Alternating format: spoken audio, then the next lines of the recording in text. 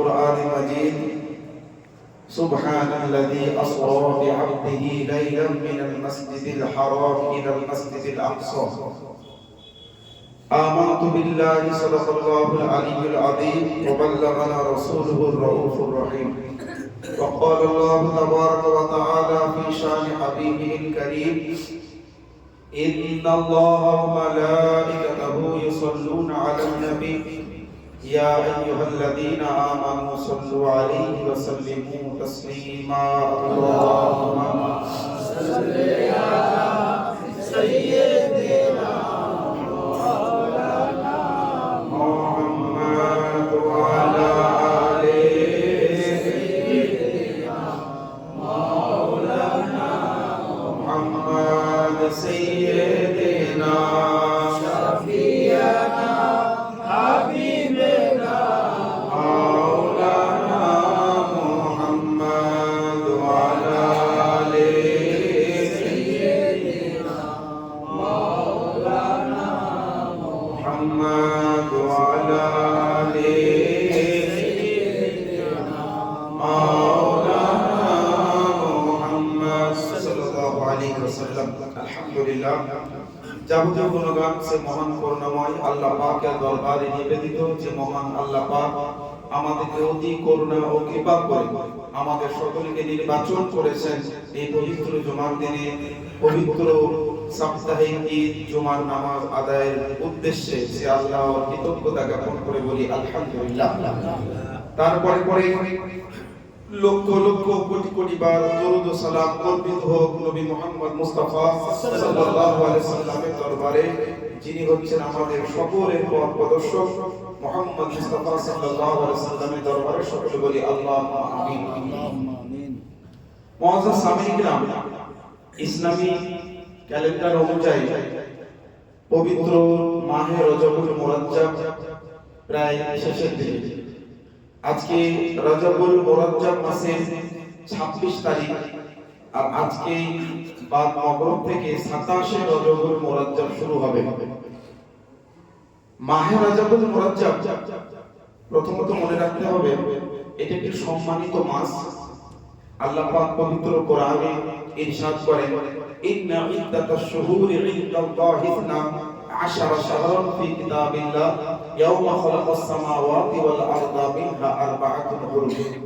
নিশ্চয় মাসগুলোর সংখ্যা আল্লাহর নিকটে 12টি, কিতাবুল্লাহর মধ্যে লেখা আছে জমিন আসমান সৃষ্টি হওয়ার দিন থেকে। আর তার মধ্যে 4টি এমন মাস যে 4টি মাস অতি সম্মানিত, অতি মর্যাদাপূর্ণ। ওই 4টি মাস কোন কোন? মুত্তাফাক আলাইহি হাদিস সহিহ বুখারী সহিহ মুসলিমের মধ্যে উল্লেখিত আছে। আল্লাহ রাসূল বলেছেন ওই 4টি মাস যুলকাদা, যুলহিজ্জা, মুহররম এবং রজব। এই 4টি মাস হচ্ছে সম্মানিত মাস। আর এই 4টি মাসের মধ্যে এই যে রজব মাস, এটি একটি হচ্ছে আপনার সম্মানিত মাস। অ্যাকচুয়ালি এই মাসটিতে মহান আল্লাহ পাক রব্বুল আলামিন ইরশাদ করেন এই কোরআন পাকের মাধ্যম দিয়ে, কালামে ইলাহির মাধ্যম দিয়ে সজাগ ও সতর্ক করে এই মাসে কোন গুনাহ করলে অতি গুরুতর হয় আর নেকি করলে অতি সওয়াবযুক্ত হয়। কারণ মক্কার বাসিন্দারা এই মাসগুলোতে যুদ্ধ থেকে বিরত থাকত, তো আল্লাহ পাক ওটাকে বাকি রাখলেন আর নির্দেশ দিলেন যে এই মাসগুলোতে তোমরা গুনাহ থেকে বাঁচো। তো রজব মাস গুনাহ থেকে বাঁচলে অতি নেকি পাওয়া যায়, আর কেউ গুনাহ করলে অতি গুরুতর হয়। ওই জন্য এই মাসগুলোতে অত্যন্ত ফজিলত এবং গুরুত্ব বজায় রেখে আমাদের অতিবাহিত করা দরকার। লিহাজা মাহে রজব इंतहाई बाबरकत महीना है और बाइज्जत महीना है और इस महीने में अल्लाह पाक ने हर तरह के गुनाह से महफूज होने और गुनाह से दूर रहने की अल्लाह पाक रब्बुल आलमीन ने दूर रहने का हुक्म दिया है। যে কোনো মাসে যে কোনো মুহূর্তে গুনাহ থেকে দূরে থাকা দরকার, কিন্তু এই মাসগুলোতে গুনাহগুলো গুরুতর হয়। মাহে রজবুল মুরাজ্জাবের শেষ অর্থাৎ 27 রজব এটা অত্যন্ত স্মরণীয় রাত। এই স্মরণীয় রাত এই জন্য কারণ এই রজবীতে এমন একটি ঘটনা সংঘটিত হয়েছে যেটি অতি বিস্ময়কর, অতি অবিশ্বাস্য এবং আমাদের মানবীয় বুদ্ধি তার কাছে বিদিত। আমাদের মানবীয় জ্ঞান ওই ঘটনাকে বুঝতে অক্ষম। কেন অক্ষম? তার কারণ রাতারাতি অল্প সময়ের মধ্যে মহান আল্লাহ পাক তার প্রিয় হাবিবকে মসজিদে হারাম থেকে শত শত মিল দূরে মসজিদে আকসা বাইতুল মুকাদ্দাস পর্যন্ত নিয়ে যান। ওখানে সমস্ত নবীগণের ইমামতি করেন আমাদের নবী, এবং ওখান থেকে আবার জান্নাত জাহান্নাম আসমান সমস্ত কিছু দিদার করানোর পরে মহান আল্লাহ পাকের দিদার লাভ করেন। তো এই যে অত্যন্ত বিস্ময়কর, অত্যন্ত আশ্চর্যজনক ঘটনা, আমাদের মানবীয় জ্ঞান বুদ্ধি এটা বুঝতে বিনীত। हम उसे नहीं समझ सकते, हमारी अक्लें हैरान है, हमारी अक्लें उन तमाम वाक़यात से बिल्कुल ताज्जुब में है, चूंकि हमारी अक्लों से बाहर, अक्लों से बिल्कुल खाली हमारी अक्लें उसे कबूल कर नहीं सकती दुनियावी एतबार से। लेकिन ईमान हमारा कहता है कि अल्लाह ने जब कुरान में फरमा दिया लिहाजा अल्लाह पाक ने ऐसा किया है, এটা আমাদের ঈমান, এটা আমাদের বিশ্বাস, এবং এই ঈমানটা রাখতে হবে কারণ আল্লাহ পাক বলেছেন। আর এটা আমি স্পষ্টভাবে প্রমাণ করব, যেহেতু আজকে এই টি-121 মালিকুল সুন্নি হানাফি জামা মসজিদে লাইলাতুল মিরাজ উদযাপিত হবে। মিরাজ সম্পর্কিত বিস্তারিত ঘটনা একদম বিজ্ঞান সম্মত প্রমাণ করব যে আজকের বিজ্ঞান ও মিরাজকে অস্বীকার করতে পারবে না। কোরআন হাদিস তো বলবোই, বিজ্ঞান সম্মত প্রমাণ করব যে না, মিরাজকে অস্বীকার করতে পারবে না। লম্বা আলোচনা হবে জুমার দিন, অল্প সময়, তাই মোটা মোটা কয়েকটি এমন প্রশ্ন এবং তার উত্তর উপস্থাপন করব যেটা আমাদের মিরাজ রজনীর সঙ্গে যুক্ত। প্রথম প্রশ্ন যে আল্লাহ পাক মসজিদে হারাম থেকে মসজিদে আকসা পর্যন্ত এত লম্বা শত শত মিল দূরত্ব, এটা কিভাবে সম্ভব? এর আগে এই মেরাজটা হলোই বা কেন, তার প্রেক্ষাপটটা বোঝার চেষ্টা করি। আল্লাহ পাক মহান নবী সাল্লাল্লাহু আলাইহি ওয়াসাল্লামকে মক্কার বুকে পাঠালেন, প্রেরণ করলেন। মক্কাতে পাঠালেন পুরো কায়নাতের সরদার রাহমাতুল লিল আলামিন করে। আল্লাহ রাসূল সাল্লাল্লাহু আলাইহি ওয়াসাল্লাম আল্লাহর বাণী, আল্লাহর বার্তা, আল্লাহর পয়গামকে জনগণের সামনে প্রচার করার জন্য এলেন। আল্লাহ রাব্বুল আলামিন যে খোদা, এটা প্রচার করার জন্য এলেন। এক কথায় ইসলাম বা শরীয়তকে আমাদের জন্য আনলেন। আল্লাহ রাসূল সাল্লাল্লাহু আলাইহি ওয়াসাল্লাম যখন নবী হওয়াটা প্রকাশ করেন, মক্কার কাফের মুশরিকরা চতুর্দিক থেকে মহান নবীকে আক্রমণ করার জন্য আপনার প্রস্তুত। আর এমন একটি ঘটনা ঘটে, তায়েফের নওজওয়ানরা পর্যন্ত মহান নবীকে পাথর বর্ষণ করে আপনার রক্তাক্ত করে, নানান ঘটনা হয়। এই এমন মর্মান্তিক অবস্থায় মহান নবী সাল্লাল্লাহু আলাইহি ওয়াসাল্লামের অত্যন্ত প্রিয়তম স্ত্রী উম্মুল মুমিনিন, আমাদের সকলের মা হযরত খাদিজাতুল কুবরা রাদিয়াল্লাহু তাআলা আনহার ইন্তেকাল হয়। আর ওই সময়ে মহান নবী সাল্লাল্লাহু আলাইহি ওয়াসাল্লামের অতি দেখভাল যিনি করেছেন, সর্বদা যিনি খেয়াল এনেছেন, খেয়াল রাখতেন, যদি ঈমান আনেন মাওলা আলী রাদিয়াল্লাহু আনহুর পিতা আবু তালিব সর্বদা মহান নবীর খেয়াল রেখেছেন, মহান নবী সাল্লাল্লাহু আলাইহি ওয়াসাল্লামের প্রতি মহব্বত ভালোবাসা রেখেছেন, যার কারণে আল্লাহ পাক ওই ব্যক্তি ঈমান না আনার পরেও আবু তালিবের আযাবে আল্লাহ পাক তাগফির করবেন। তো ওই ওনার চাচা হুজুর সাল্লাল্লাহু আলাইহি ওয়াসাল্লামের চাচাও একই সময়ে ইন্তেকাল করেন। মানে এক কথায় আবু তালিবের ইন্তেকাল হয় এবং আম্মা জান মা খাদিজাতুল কুবরা রাদিয়াল্লাহু আনহা ইন্তেকাল হয় একই সময়ে, একই বছরে। এই মর্মান্তিক অবস্থায় আল্লাহ রাসূল সাল্লাল্লাহু আলাইহি ওয়াসাল্লাম অত্যন্ত চিন্তিত হন, অত্যন্ত চিন্তিত হন। আল্লাহ নবী তো মহান, কিন্তু আল্লাহ রাসূল আমাদের চাইতে অনেক অনেক অনেক বেশি চিন্তা করেন। কেন? কারণ আমি আপনি সাধারণ মানুষ, আল্লাহ রাসূল হচ্ছেন আমাদের সবার সর্দার। আল্লাহ নবী হচ্ছেন দয়া, দয়া এবং করুণা দিয়ে ভরা। আল্লাহ রাসূলের অন্তরে উম্মতের প্রতি দয়া, মায়া, ভালোবাসা অনেক বেশি, অনেক বেশি। তো আল্লাহ রাসূল সাল্লাল্লাহু আলাইহি ওয়াসাল্লাম চিন্তিত হলেন, একটু দুঃখিত হলেন, চিন্তিত হলেন, গমগীন হলেন। তো আল্লাহ রাসূল সাল্লাল্লাহু আলাইহি ওয়াসাল্লামকে আল্লাহ পাক কোরআনের মধ্যে বলেন, ওয়াসবির বিহুকমি রাব্বিক ফাইন্নাকা বিআইয়ুনিনা। হে নবী, আপনি আপনার প্রতিপালকের উপরে সবর এবং ধৈর্য ধারণ করুন, আমি আল্লাহ আপনাকে দেখছি। यानी आप हमेशा सब्र इस्तिकामत पर कायम रहे। अगरचे मुशरिकीन ने, काफिरों ने, ताइफ के नौजवानों ने आपके ऊपर पत्थर मारा है, लेकिन मैं आपको हमेशा देखता हूं। अल्लाह पाक कुरान में बोलছে। তো মুহাম্মদ নবী সাল্লাল্লাহু আলাইহি ওয়াসাল্লাম একটু আপনার একটু হলেও ওনার বেদনা, দুঃখ, যন্ত্রণা, চিন্তা দূর হয়। তো মহান আল্লাহ পাক রব্বুল আলামিন তার হাবিবকে ডাকছেন দিদারের জন্য, যাতে আমার হাবিব, আমার মাহবুব যে দুঃখ এবং চিন্তা এবং বিভিন্ন ধরনের যন্ত্রণা বেদনা দিয়ে যুক্ত, আমার দিদারের মাধ্যমে সবকিছুকে আমি দূরীভূত করে দিই।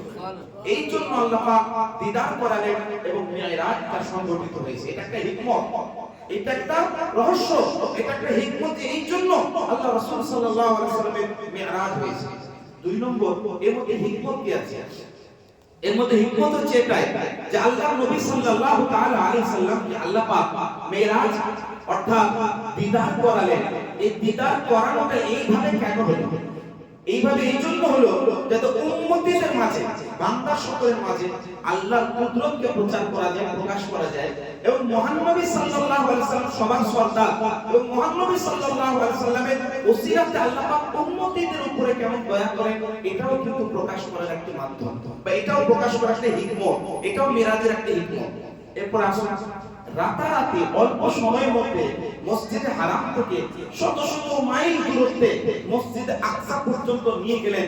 এটা অনেক হয়তো লাগতে পারে, ইট ইজ নট পসিবল, এটা সম্ভব নয়। এটা একজন সাধারণ মানুষ, একজন মানুষের জন্য এটা সম্ভব নয়। রাতারাতি অল্প সময়ের মধ্যে, অল্প মুহূর্তের মধ্যে এটা সম্ভব নয়।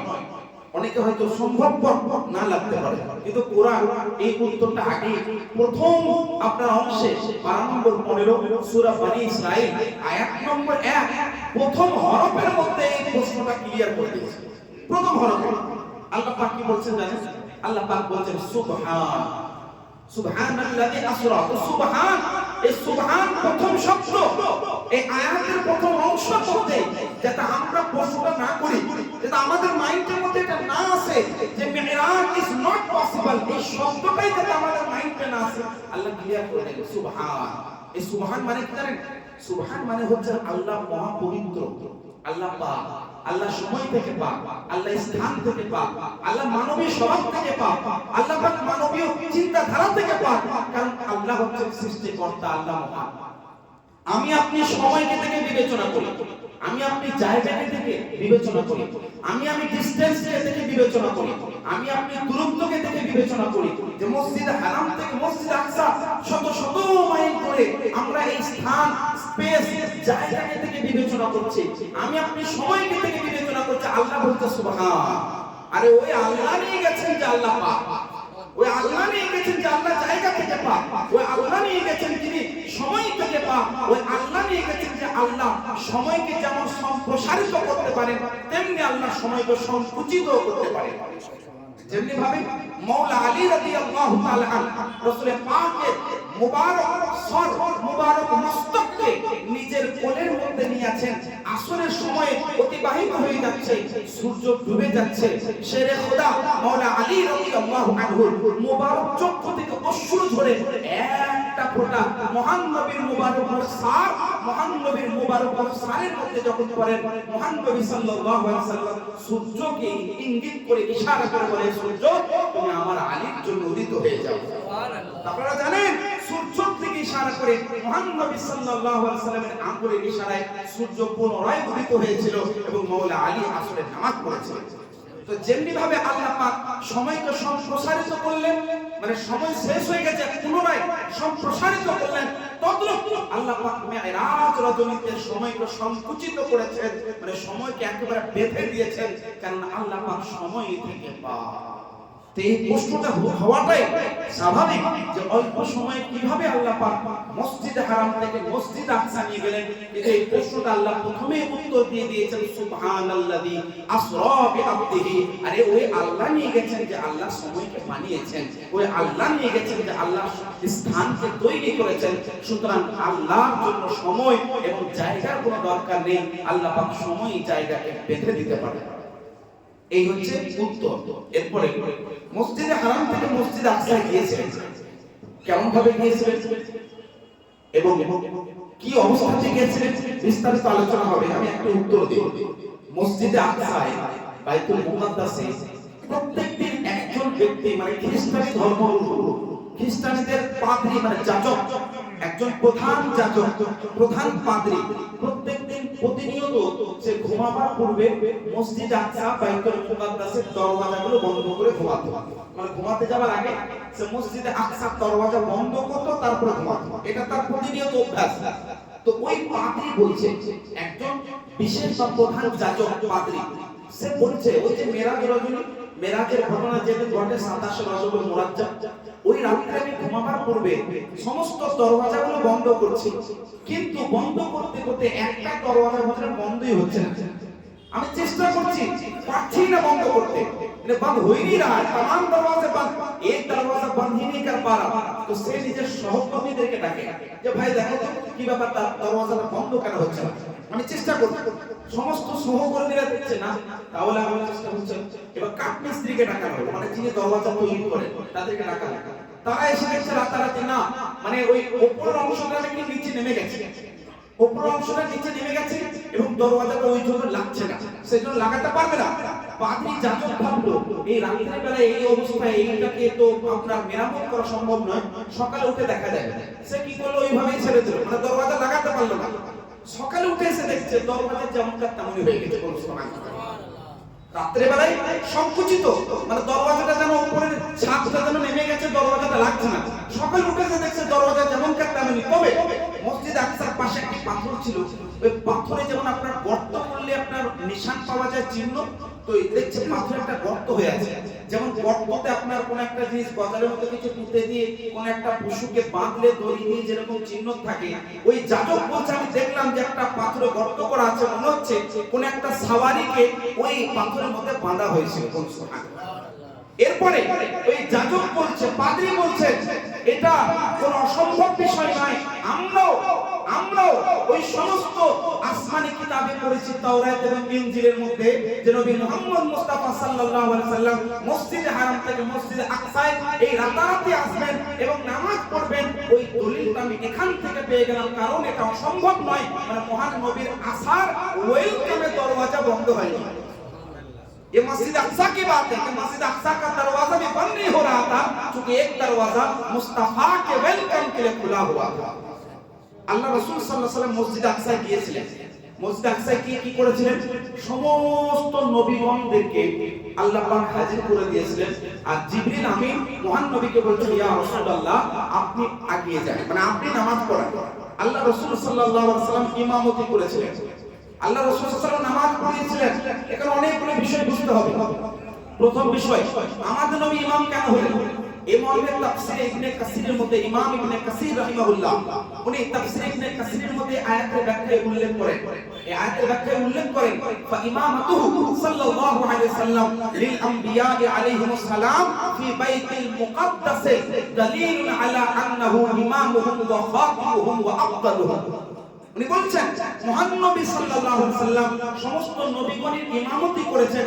এই ইমামতি করাটা এটা দলিল প্রমাণ, মানে এটা প্রমাণ, এর উপরে দলিল যে আল্লাহর নবী মুহাম্মদ মুস্তাফা সাল্লাল্লাহু আলাইহি ওয়াসাল্লাম সমস্ত নবীদের সরদার, সমস্ত নবীদের খাতাম, মানে সমস্ত নবীদের শেষ নবী এবং সমস্ত নবীদের শ্রেষ্ঠ নবী হচ্ছেন আমাদের নবী মুহাম্মদ মুস্তাফা সাল্লাল্লাহু আলাইহি ওয়াসাল্লাম। মানে এটা দলিল পাওয়া যাচ্ছে যে আমাদের নবীকে আল্লাহ পাক ইমাম বানালেন, बाकी समस्त नबीगण के अल्लाह पाक मुक्तदी हवा निर्देश दिए। तो इससे दलील मिलती है कि हमारे नबी सय्यदुल अंबिया है, इमामुल अंबिया है, इमामुर रसूल है। तमाम अंबिया किराम की इमामत हमारे मुस्तफा ने फरमाई। আল্লাহ পাক এই মর্যাদা আমাদের নবীকে দান করেছে। এরপরে সমস্ত নবীগণকে আল্লাহ পাক হাজির করলেন, সমস্ত নবীগণ।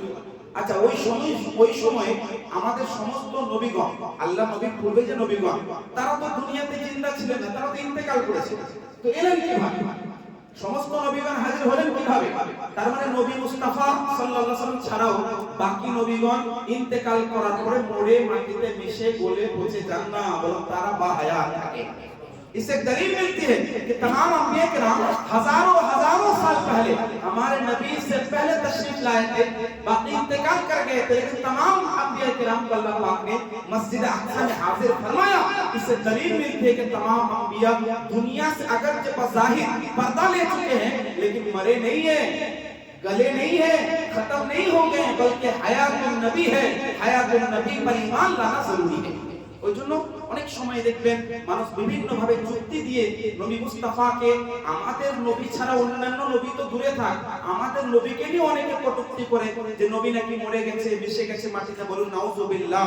এই মেরাজের ঘটনা এটা কেউ আপনার অস্বীকার করতে পারবে না, কারণ কোরআন থেকে আপনার ইসরা প্রমাণিত। ইসরা মানে রাতারাতি নিয়ে যাওয়া, এটা প্রমাণিত। মসজিদে হারাম থেকে মসজিদের আকসা পর্যন্ত যাওয়া, এটা কোরআন থেকে প্রমাণিত, এটা কেউ অস্বীকার করতে পারবে না। হাদিসে মুতাওয়াতির থেকে প্রমাণিত, সহিহ বুখারী মুসলিম মুত্তাফাক আলাইহি হাদিস, যেখানে প্রমাণিত আছে আল্লাহ রাসূল মসজিদে হারাম থেকে মসজিদ আকসা গিয়েছেন এবং ইমামতি করেছেন, এটা কেউ অস্বীকার করতে পারবে না। তাহলে এখান থেকে বোঝা যাচ্ছে যে নবীগণ মরে যায় না, কারণ নবীগণ কি থাকেন? জিন্দা থাকেন। আল্লাহ পাক তাদেরকে জিন্দা করেন। আচ্ছা, মেরাজ সংঘটিত হওয়ার পূর্বে, মেরাজের পরে তো নামাজ এসেছে, তো নামাজ তো মেরাজ রজনীতে আল্লাহ উপহার স্বরূপ দিয়েছেন মহান নবীকে, তো এটা কোন নামাজ পড়েছেন? এখন তো নামাজ ফরজ হয়নি, তো নামাজ কি পড়লেন? তো অ্যাকচুয়ালি 5 ওয়াক্তের নামাজ আমাদের উপরে মেরাজের পরে সব আপনার ফরজ হয়েছে, কিন্তু এর পূর্বেও নবীগণ নামাজ পড়েছেন, মানে সাজদা করেছেন। তো এই নামাজটা ছিল সেই নামাজ, মানে আল্লাহ শুকরিয়ার নামাজ, আল্লাহ রাব্বুল আলামিনের শুকরিয়া আদায়ের জন্য নামাজ। এবং এরপরে জামাত যে পড়েছেন, এর একটা শিক্ষা যে আল্লাহ পাক মসজিদে আকসাতে নামাজ পড়ানোর দায়িত্ব দিয়ে সমগ্র কুল কায়নাতের মানবকে কিয়ামত পর্যন্ত আসা সমস্ত বান্দাদেরকে একটা মেসেজ দিয়ে দিলেন যে নবী মুহাম্মদ হচ্ছেন সবার ইমাম, আর নবী মুহাম্মদের শরীয়ত আসার পরে অন্য কোন শরীয়ত আর চলবে না, বাকি সব ধ্বংস। এটা প্রমাণ। আল্লাহ রাসূল সাল্লাল্লাহু আলাইহি ওয়াসাল্লাম মিরাজে গেলেন, জান্নাত জাহান্নাম সবকিছু দেখলেন, কিভাবে হয়েছে বিস্তারিত আমি আলোচনা করব। মিরাজ থেকে যখন ফিরছেন, আল্লাহ রাসূল সাল্লাল্লাহু আলাইহি ওয়াসাল্লাম মিরাজ থেকে যখন ফিরলেন, কুরাইশদের মাঝে প্রথমে প্রচার করছেন যে আমি মসজিদে হারাম থেকে মসজিদে আকসা পর্যন্ত গেলাম, আসমান দেখলাম, জান্নাত দেখলাম, দোজখ দেখলাম, আল্লাহর দিদার করলাম রাতারাতি। তো এইরকম ভাবে কাফের মুশরিকরা অস্বীকার করছে যে আমরা এটা মেনে নিতে পারি না। এটা কিভাবে সম্ভব? রাতারাতি আপনি এত জায়গা দেখে নিলেন, এটা কিভাবে সম্ভব? হতে পারে না। তো আপনি কোনো দলিল দেন, আপনি কোনো প্রুফ দেন যে আপনি কিভাবে দেখেছেন। তো আল্লাহ রাসূল সাল্লাল্লাহু আলাইহি ওয়াসাল্লাম উনি কয়েকটা উত্তর দিয়েছেন। প্রথমে আল্লাহ রাসূল বলেছেন, শোনো, আমি মসজিদে হারাম থেকে মসজিদে আকসা পর্যন্ত যাওয়ার সময় আমি রাস্তাতে অনেকগুলো কাফেলা দেখলাম, মানে যারা মক্কা থেকে সফরের উদ্দেশ্যে বেরিয়েছিল, ওই কাফেলাকে আমি দেখেছি। আর যাওয়ার পথে ওই কাফেলার মধ্যে একটা ঘোড়ার উপরে 2 জন ব্যক্তি আরোহণ করেছিল, মানে চেপেছিল। আর একটা ঘোড়া আমার বুরাকের আওয়াজ শুনে ঘাবড়িয়ে যায়, আর ঘাবড়ে গিয়ে ছুটে যায়। আর ছুটে যাওয়ার কারণে বুঝলেন ওই ঘোড়ার উপরে থাকা সওয়ার এবং আরোহীরা জমিনে পড়ে যায়, তাদের মধ্যে একজনের হাতও ভেঙে যায়। হে মক্কার কুরাইশরা, যদি আমার এই রাতারাতি সফরকে তুমি অস্বীকার করছো, তারা যখন মক্কায় পুনরায় ফিরবে তাদেরকে জিজ্ঞেস করে নিও, দেখবে তাদের মধ্যে একজনের হাত ভাঙা আছে। তারপরও মানছে না। তারপর মক্কার কুরাইশরা বলছে না, আমরা মেনে নিতে পারি, এটা কিভাবে সম্ভব হতে পারে? তো আরো কিছু গোত্রের সম্পর্কে, কাবিলার সম্পর্কে তারা অবগত হওয়ার জন্য বলছেন মক্কার কাফেররা, যে আচ্ছা আপনি গিয়েছেন তো বলেন এটা কি ওটা কি, বিভিন্ন প্রশ্ন। তার মধ্যে একটি প্রশ্ন করলেন আল্লাহ রাসূল সাল্লাল্লাহু তাআলা আলাইহি ওয়াসাল্লামকে, যে অমুক কাফেলাকে দেখেছেন? আল্লাহ রাসূল যে হ্যাঁ দেখেছি। তখন আল্লাহ রাসূলকে বলেন, আচ্ছা অমুক কাফেলাতে অমুক ব্যক্তি কোন ধরনের ঘোড়ার উপরে চেপেছিল? এবং যে ঘোড়ার উপরে চেপেছিল, তো ওই ব্যক্তির পেছনে ঘোড়ার উপরে কি কি জিনিস চাপানো ছিল? মানে কিরকম ক্রিটিক্যাল বুঝলে প্রশ্ন। কোন একজন ব্যক্তি যদি রাস্তা দিয়ে যায় কথার জন্য, অথবা উপর দিয়ে যায়, রাস্তা তো দূরে থাকতে যাচ্ছে, ঘোড়াকে বিদ্যুতের চাইতে বেশি গতিবেগ, বিদ্যুতের চাইতে বেশি গতিবেগ, একটা বিদ্যুতের গতিবেগ কত? লক্ষ লক্ষ মিল 1 সেকেন্ডের মধ্যে আপনার অতিক্রম করে বিদ্যুৎ, ইলেকট্রিক। তো এই যে বিদ্যুতের চাইতে বেশি গতিবেগ হচ্ছে বুরাকে। তো এত গতিবেগ নিয়ে যাচ্ছে, আমি সাধারণ যদি রোডের উপর দিয়ে যাই, একটা উদাহরণ দিয়ে যাচ্ছি, আপনি যদি বাইকে আরোহণ করে যান বা রোডের উপরে যদি দ্রুত বেগে যান, আপনার পাশ দিয়ে কেউ যদি হেঁটে যায়, আপনি তাকে দেখবেন ভালোভাবে? অত হবে না, হয়তো চোখ পড়ে গেল যে হ্যাঁ অমুক ব্যক্তি যাচ্ছিল, আমি দেখলাম। তো আল্লাহ রাসূল দেখেছেন? তো কাফের মুশরিকরা বলছে আচ্ছা দেখেছেন? তো তাদের মধ্যে 2 জন ব্যক্তি একটা ঘোড়ার মধ্যে চেপেছিল, ওই ঘোড়ার রংটা কেমন ছিল এবং ঘোড়ার মধ্যে ব্যক্তিদের পেছনে কি কি চাপানো ছিল? আল্লাহ রাসূল সাল্লাল্লাহু আলাইহি ওয়াসাল্লাম সেটাও বলেছেন। আল্লাহ রাসূল বলেন, শোনো, ওই অমুক ব্যক্তিটা বাদামি কালারের ঘোড়ার উপরে ছিল। বলুন সুবহানাল্লাহ। অমুক ব্যক্তিটা যে ঘোড়ার উপরে ছিল, ওই পশুটা, ওই সাওয়ারিটার কালার ছিল বাদামি কালার, আর বাদামি কালারের ঘোড়ার উপরে বসে ওই দুইজনের পেছনে দুইটা বস্তা বাঁধা ছিল, আর দাড়ি ধারি দাগটা ওই বস্তার মধ্যে কালার ছিল, ওই দুইটি বস্তা বা দুইটি বোড়া ওদের পেছনে ছিল। এরপরেও বিশ্বাস করে, এত কিছু ক্লিয়ার করে দেওয়ার পরে মক্কার কাফেররা বলছে আই উইল নট অ্যাকসেপ্ট, আমরা মেনে নেব না, কারণ তারা মানবেই না। এটা তারা মাইন্ড সেট করে নিয়েছে যে আমরা মুহাম্মদকে মিথ্যুক প্রমাণ করব। বল নাউজুবিল্লাহ। যে মহান নবীকে আল্লাহ পাক দুনিয়ায় পাঠিয়েছেন সত্যবাদী করে, তাকে মিথ্যুক কেউ প্রমাণ করতে পারবে? তো মক্কার কাফেররা চেষ্টা করছে কিভাবে মিথ্যুক প্রমাণ করব। তো এরপর আল্লাহ রাসূল সাল্লাল্লাহু আলাইহি ওয়াসাল্লাম বলতে, শোনো, তোমরা এতগুলো প্রশ্ন করছো, আমি আরো একটা উত্তর দিচ্ছি, শোনো। আরো একটা উত্তর হলো যে অমুক কাফেলার মধ্যে অমুকের বেটা অমুক, মানে অমুক ব্যক্তি আগামী কালকে সূর্য ওঠার আগে মক্কাতে প্রবেশ করবে। আমি কোথায় দেখলাম তাকে? মাকামে তানঈম, একটি জায়গার নাম। আমি মাকামে তানঈমে তাকে দেখেছি, আর ওই ব্যক্তি আগামী কালকে সূর্য ওঠার আগে ওই ব্যক্তি মক্কায় ঢুকে যাবে, তুমি আমাকে বিশ্বাস করো।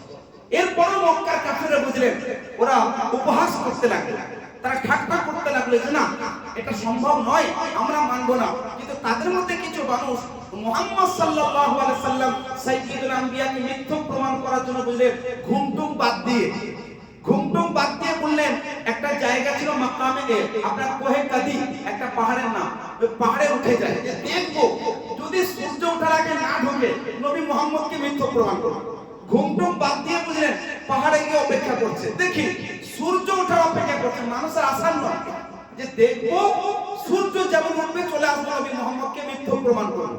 তো কয়েকজন ব্যক্তি যায় কাদি নামক পাহাড়ে, বুঝলেন দাঁড়িয়ে যায়, আসে দেখতে দেখে একজন ওদিকে কাফেলাকে দেখছে আসছে কিনা, আর আরেকজন আকাশের দিকে বুঝলেন তাকাচ্ছে পূর্ব দিকে সূর্য উঠছে কিনা। এই যেমনি ভাবে দেখতে দেখতে ঘুমটুম বাদ দিয়ে ওখানে দাঁড়িয়ে আছে, দেখছে একজন ব্যক্তি সূর্য উঠে গেল, আর সে মনে মনে ভাবছে বা মৃত্যু প্রমাণ করবো। যেমনি সূর্য উঠছে আরেকজন চলে, তো কাফেলা চলে এলো।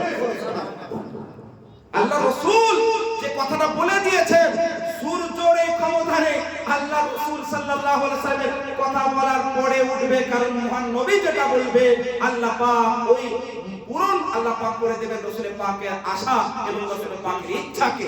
তো যেমনি ভাবে দুইজনের মধ্যে একজনের মধ্যে সূর্য উঠে গেল, আর আরেকজনের মধ্যে কাফেলাও চলে গেল। এত কিছু বলার পরেও আবু জেহেল থেকে নিয়ে মক্কার কাফের মুশরিকরা বুঝলেন, তারপরেও বলছে আই উইল নট অ্যাকসেপ্ট, আমরা মেনে নেব না। তার কারণ তাদের অন্তরে আল্লাহ মোহর লাগিয়ে দিয়েছে, তারা যতই দলিল দেখুক, যতই প্রমাণ দেখুক, তারা কিন্তু মেনে নেবে না, কারণ তার অন্তর থেকে কাফের, তার অন্তর থেকে মুশরিক। এত দলিল দেওয়ার পরও একজন ব্যক্তিকে কি স্বীকার করা যায় না, অ্যাকসেপ্ট করা যায় না? এই সব কিছু হওয়ার পরেও বুঝলেন মক্কার কাফেররা বলছে মানব না। এরপর একটা বলছে প্রশ্ন, ঠিক আছে আমরা এখন মানতে পারবো না, কিন্তু যদি আপনি বলে দেন যে ওই মসজিদে আকসা বাইতুল মুকাদ্দাস যেখানে গেছেন, মসজিদে আকসা বাইতুল মুকাদ্দাসে কতগুলো জানালা কতগুলো দরওয়াজা আছে, যদি আপনি বলে দিতে পারেন তাহলে দেন আই উইল অ্যাকসেপ্ট, তাহলে আমরা মেনে নেব। যদি আপনি বলে দিতে পারেন, এটা অবাক করার বিষয় নয়। কোন একজন ব্যক্তি যদি আমাদের মসজিদে এখন আসছেন নামাজ পড়তে জুম্মার দিনে 1 ঘন্টা 1.5 ঘন্টাও যদি থাকে, সে কি দেখবে কটা জানলা কটা দরওয়াজা কেউ গুনে? সাধারণভাবে এটা কি হয়? হয় না। ঘন্টার পর ঘন্টা থাকলেও কিন্তু মানুষের চোখ যায় না। যারা বছর বছর ধরে নামাজ পড়ছে তাদের মধ্যে অনেক হয়তো খেয়াল নেই যে কতগুলো জানলা ছিল কতগুলো দরওয়াজা, কারণ খেয়াল থাকে না। এটা স্বাভাবিকভাবে কিন্তু কারোর মধ্যে এটা থাকে না। তো আল্লাহ রাসূল সাল্লাল্লাহু আলাইহি ওয়াসাল্লাম নিজে বলছেন, সহিহ বুখারীর হাদিস, কিতাবুল মানাকিবের মধ্যে হাদিস, বাবুল মিরাজের মধ্যে হাদিসটা বর্ণিত আছে। বুঝলেন আল্লাহ রাসূল সাল্লাল্লাহু আলাইহি ওয়াসাল্লাম বলছেন, আমি চিন্তিত হলাম। এখান থেকে একটা দলিল পাওয়া যায় যে আল্লাহ নবী নিজে থেকে বলেন না, আল্লাহ যেটা বলায় নবী মুস্তাফা সেটা বলে। আল্লাহ রাসূল যে চিন্তিত হলাম, এরপরে ফারাফাআহু লি আনজুরু ইলাই মা ইয়াসআলুনি আন শাইইন আম বাতুহু, অর্থাৎ আমি চিন্তিত হওয়ার পরে হঠাৎ করে দেখলাম মহান আল্লাহ পাক রব্বুল আলামিন মসজিদ আকসা বাইতুল মুকাদ্দাসকে আমার চোখের সামনে উঠিয়ে দিলেন। ফারাফাআহু লি আনজুরু ইলাই, আমি দেখতে থাকি মা ইয়াসআলুনি আন শাইইন আম বাতুহু, আর যত কিছু তারা প্রশ্ন করে আমি নবী আল্লাহ আমার সামনে মসজিদ আকসাকে বাইতুল মুকাদ্দাসকে উঠিয়ে দেন, আর আমি দেখতে থাকি আর তাদের প্রশ্নের জবাব দিতে থাকি। এখান থেকে এত কিছু বলার পর আল্লাহ রাসূল সাল্লাল্লাহু আলাইহি ওয়াসাল্লাম এইভাবে দেখতে থাকেন আর উত্তর দিতে থাকেন, কিন্তু এরপরেও মক্কার কাফের মুশরিকরা এরপরেও বলছেন না আমরা মেনে নেব। তো মোট কথা হচ্ছে এটাই, যারা মানবে না তাদেরকে যতই দলিল দেবেন মানবে না, আর যারা মানবে তারা সাইয়্যিদনা আবু বকর সিদ্দিক রাদিয়াল্লাহু তাআলা আনহুর মতো বলবে মা ক্বালান নবী সাল্লাল্লাহু তাআলা আলাইহি ওয়াসাল্লাম তাসাদ্দাকতু, অর্থাৎ যদি এই কথাটা, যে কথাটাই আবু জাহেল তুমি বলছো, আচ্ছা আবু জাহেল দৌড়ে দৌড়ে গিয়ে বুঝলেন হযরত আমিরুল মুমিনিন আবু বকর সিদ্দিক রাদিয়াল্লাহু আনহু দরবারে যায় যে কোনোভাবে নবী মুস্তাফার মান্যকারীরা যদি বলে দেয় যে আই উইল নট অ্যাকসেপ্ট, তাহলে আমি দলিল পেয়ে যাব। তো সে দৌড়ে গিয়ে হযরত আবু বকর সিদ্দিকের বার খাই যায় আবু জাহেল, আর কি বলে দেখো তোমাদের মুহাম্মদ এই দাবি করছে যে রাতারাতি নাকি মসজিদে হারাম থেকে মসজিদ আকসা গেছেন, তারপরে আপনার জান্নাত জাহান্নাম দেখেছেন, আল্লাহ দিদার করেছেন, এটা কিভাবে সম্ভব, তুমি মানবে? সে ভালো একটা আশা নিয়ে বুঝলেন গেল। এরকম আজকের যুগে অনেক মানুষ আছে, ওই মক্কার কাফের মুশরিকদের মতো না হলে মুনাফিক এখন অনেক আছে আমাদের যুগে, আছে না নেই গো? তারা কোনো কিছু না বলে বুঝলেন পরিচিত ব্যক্তির কাছে যাবে, যাতে পরিচিত ব্যক্তিটা যদি একবার বলে দেয় যে হ্যাঁ তুমি ঠিক বলছো, তারা মজবুত প্রুফ হয়ে যায়, মানে মজবুত দলিল হয়ে যায়, না ওনার মান্যকারীর কাছে আমি প্রুফ পেয়ে গেলাম। আবু জাহেল বুঝলেন ভালো আশা নিয়ে গেল। হযরত আবু বকর সিদ্দিক রাদিয়াল্লাহু আনহু বলেন কি বলেছেন আল্লাহ রাসূল? বলেন আল্লাহ রাসূল এই কথা বলেছেন। আবু বকর সিদ্দিক কোনো কিছু না বলে একটা কথা স্পষ্ট ভাবে বলেন কে তুমি যা যা বলছো মা ক্বালাহু নবী সাল্লাল্লাহু আলাইহি সাল্লাম, যদি এই কথাগুলো আল্লাহ নবী মুহাম্মদ বলেছেন, আমি আবু বকর সিদ্দিক গোলামে নবী, ওটা আমি মানছি মানছি মানছি, ওটা সত্য বলেছেন নবী। यानी अगर ये बात जो तुमने कही है अगर ये जुबान मुस्तफा से जारी हुआ है तो मैं अबू बकर सिद्दीक गुलाम मुस्तफा मैं मानता हूं, मेरा अकीदा है कि नबी मुहम्मद ने सच कहा है। এটা গোলামে নবীর ধারণা আকীদা। যারা নবীর গোলাম হয় তারা পুরুপ আর দলিলের পেছনে ছুটে না, এটা দেখে কথাটা কে বলেছেন, আল্লাহ রাসূল বলেছেন, এটা আমি মেনে নিলাম। তো হযরত আবু বকর সিদ্দিকের কাছ থেকে সে বুঝলেন নিরাশ হয়ে ফিরছে আবু জাহেল, যে না এখানে আমার তাল বলবে না, এটা এত বড় আশিক এত বড় গোলাম যে দেখবে না যে কি বললো, বাস নবীর জবান থেকে জারি হয়ে যেতে মানতে হবে। তো এইটা আমাদের আজকে একটা বিরাট বড় দলিল। হযরত আবু বকর সিদ্দিক রাদিয়াল্লাহু তাআলা আনহু বারবার থেকে আমরা একটা প্রমাণ পেলাম, বিরাট বিরাট শিক্ষা পেলাম। এই মেরাজ রজনীর ঘটনা থেকে শুধু ঘটনা বলার উদ্দেশ্য হয় না, ওখান থেকে আমাদের প্র্যাকটিক্যালি জীবনে কিছু বাস্তবায়ন করার শিক্ষাও নিতে হয়। এই যে আমরা গোলাম, আজকে আমরা আবু বকর সিদ্দিক রাদিয়াল্লাহু আনহুর নাম নিয়ে আমরা নিজেরা গোলামে সাহাবা বলি, গোলামে তাবেঈন বলি, আশিকে নবী বলি, একটা আমাদের শিক্ষা। সেই শিক্ষাটা কি? কোন যদি হাদিস মহান নবী সাল্লাল্লাহু আলাইহি সাল্লাম দ্বারা প্রমাণিত হয় যে এই কথাটা আল্লাহ নবী বলেছেন, ওখানে আমরা নিজেদের ওই খামখা অনর্থক যুক্তি লাগাবো না, যে এটা কিভাবে সম্ভব, এটা কিভাবে সম্ভব, এটা কিভাবে হতে পারে, ওটা কিভাবে হতে পারে, এরকম যুক্তি লাগায় ইবলিশরা, নবীর আশিকরা কখনো না। যদি ওটা নবীর কথা বলে প্রমাণ হয়ে যায় যেটা নবী বলেছেন, তো ওখানে আর কি যুক্তি চলবে? যদি এমন কোন হাদিস হয় যেটা নবী বলেছেন কি বলেননি এটা সন্দেহ হয়, এই বিষয়টা আলাদা। যে সনদ নিয়ে সন্দেহ হচ্ছে, আপনার বর্ণনাকারী নিয়ে সন্দেহ হচ্ছে, এটা আলাদা ব্যাপার। কিন্তু মহান নবী বলেছেন যখন কোন একটা প্রুফ হয়ে যাবে, প্রমাণ হয়ে যাবে এটা রাসূলের পাকের হাদিস, তো ওখানে কোনো মানুষের যুক্তি চলে না, ওখানে কোনো মানুষের জ্ঞান চলে না, কারণ ওখানে মহান নবীর জুবানে যেটা বলেছেন ওটাকেই মানা হচ্ছে, সিদ্দিক আকবরের সুন্নাত, রাসূলের পাক যেটা বলেছেন ওটাই সত্য। এরপরে দেখবেন অনেক মানুষ আজকের যুগে আছে, এই যে রজব মাস, আজকে রাত্রিতে অনেক মানুষ নফল নামাজ পড়বেন না, পড়বেন না, কোন সহিহ হাদিসে পাবেন না। আমি বলছি কোন সহিহ হাদিসে আপনি নফল নামাজ কয় রাকাত পড়বেন আজকে রাতে আপনি পাবেন না। কিন্তু কে বলেছে যে সহিহ হাদিসে না থাকলে মানে যাবে না? সহিহ মানে যে ঠিক আর জয়ীফ মানে যে ভুল এমন নয়। সহিহ মানে ঠিক আর জয়ীফ মানে বেঠিক এটা নয়। হাদিসের এটা একটা নাম, হাদিসের পরিভাষা। সহিহ মানে আজকে আমরা কোন একটা জিনিস ঠিক আর বেঠিক বলি, হাদিসের ক্ষেত্রে সহিহ আর জয়ীফ মানে এটা নয় যে ঠিক আর বেঠিক।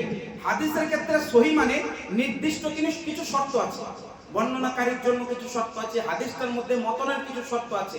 জয়ীফ মানে ওই শর্তটা পূরণ না হওয়ার কারণে জয়ীফ, কিন্তু এটা পুরো হয় না যে নবী বলেননি, এটা পুরো হয় না যে নবী বলেননি, কিছু কারণে শর্ত না পাওয়ার কারণে জয়ীফ হয়। তো হাদিসের উসুল এটা, উসুলে হাদিসের মধ্যে সহিহ মানে যে ঠিক আর জয়ীফ মানে যে ভুল এমন নয়। সহিহ মানে নির্দিষ্ট শর্ত আর জয়ীফ মানে নির্দিষ্ট শর্ত না থাকা। এর লম্বা সংজ্ঞা আছে, আমি আপনাদেরকে সংক্ষেপে বোঝানোর চেষ্টা করছি। একটি হাদিস আছে শুআবুল ঈমানের মধ্যে, ইমামে বাইহাকী রাহিমাহুল্লাহ একটা হাদিস এনেছেন শুআবুল ঈমানের মধ্যে, একটা অনেক হাদিস এনেছেন, আমি একটা হাদিস বলছি।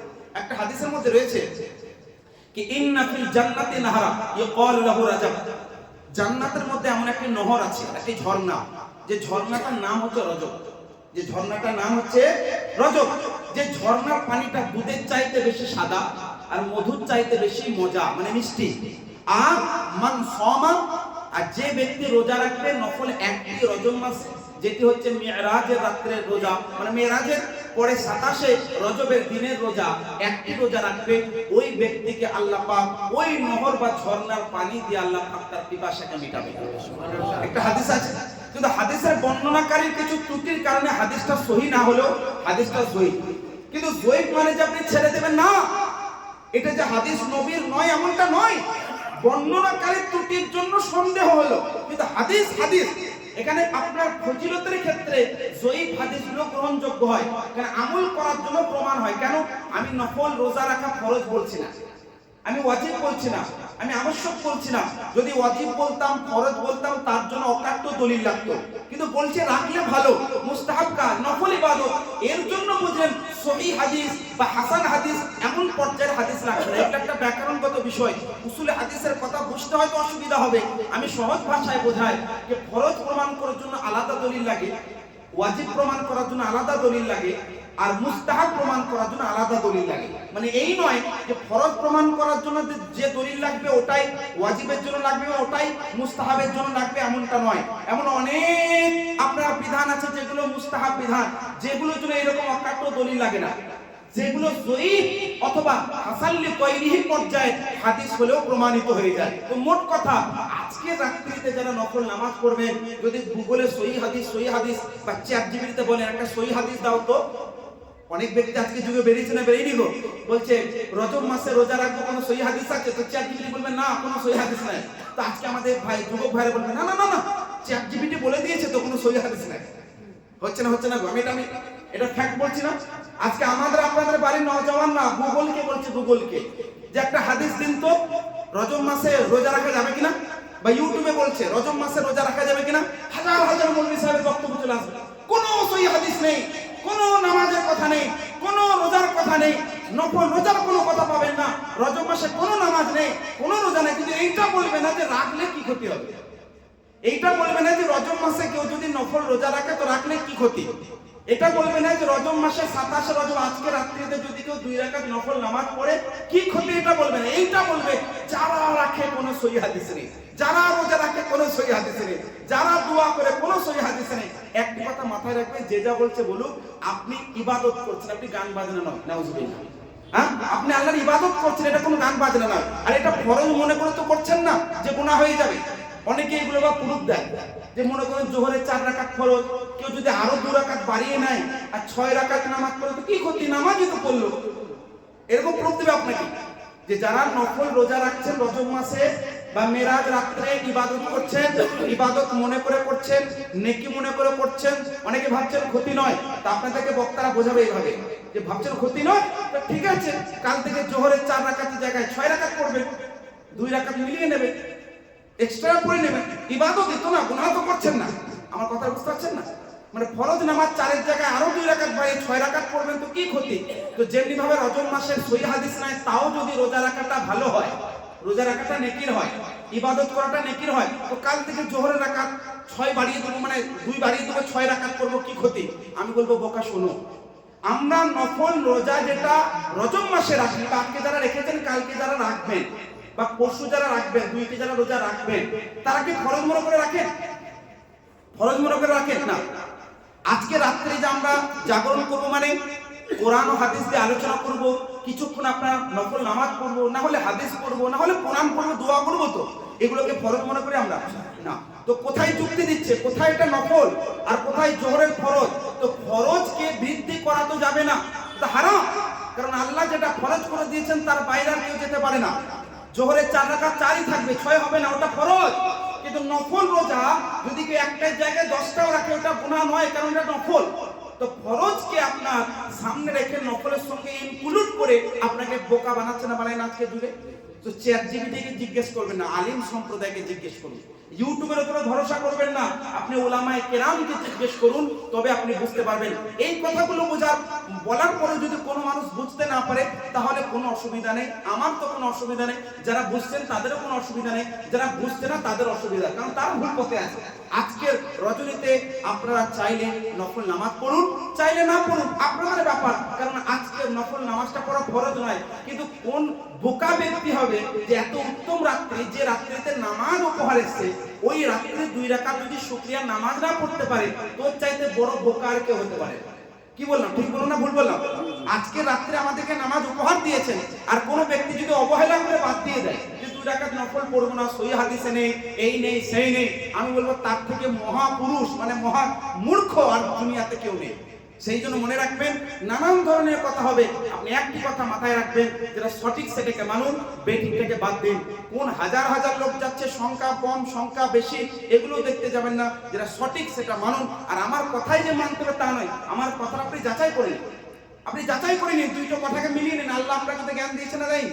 আল্লাহ পাক আমাদের সবাইকে জ্ঞান দিয়েছে না দেয়নি? বিবেচনা করুন যে দুইটি কথার মধ্যে কোন কথাটা ঠিক। আল্লাহ পাক ইনশাআল্লাহ যারা মুমিন মুসলমান হবে তাদের অন্তরে আল্লাহ পাক বিবেচনা করার ক্ষমতা আল্লাহ পাক দান করবেন, বলুন ইনশাআল্লাহ। আল্লাহ পাক আমাদের সবাইকে আজকের এই শবে মেরাজ রজনীকে